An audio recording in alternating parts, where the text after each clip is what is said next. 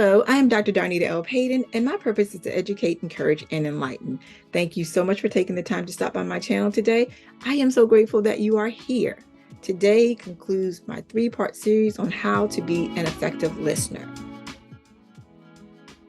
In the first part, we talked about facing the person and making eye contact to make sure that we're not all over the place.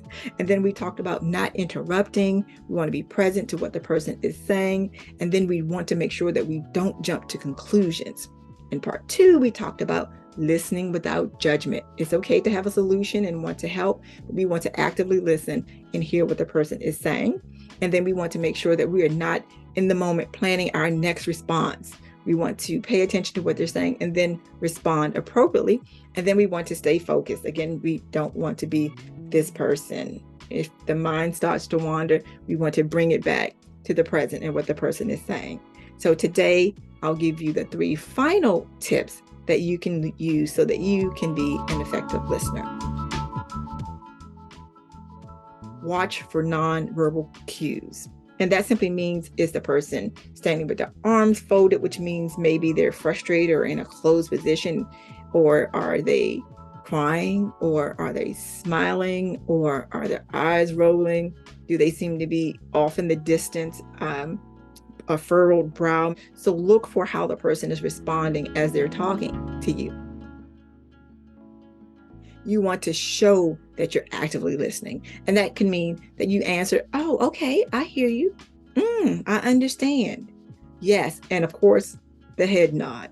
That is a great way to show that you are actively listening. Now, don't be the head bobber where the person is talking and this is all you're doing because you've already checked out. You're no longer here.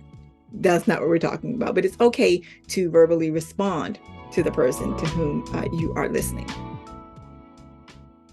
And then when they are finally done, it's okay to ask questions, especially if you need clarification, or there's a point that you missed, or something that you're not sure that you fully understood, because again, we don't want to jump to conclusions or make a judgment without having the proper information. So it is important to ask questions.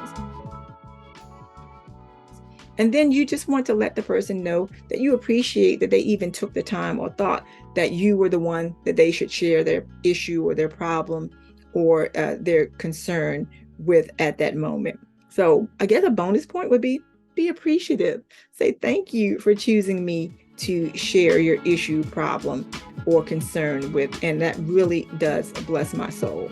So there you have it. 4 tips to be an effective listener. You want to watch for nonverbal cues. You want to show that you're actively listening by head nodding or verbally responding. Yes, I hear you. I understand. And then if necessary, you want to ask questions for clarity. So I hope that this has been beneficial to you, that it has helped you to be a more effective listener. Now go forth and be that person someone can talk to, and that someone can come to you with their issues and their problems, and you will be the best effective listener ever. So thank you again so much for taking the time to stop by. I want you to know that I think you are absolutely, positively awesome. Take care. God bless. Bye.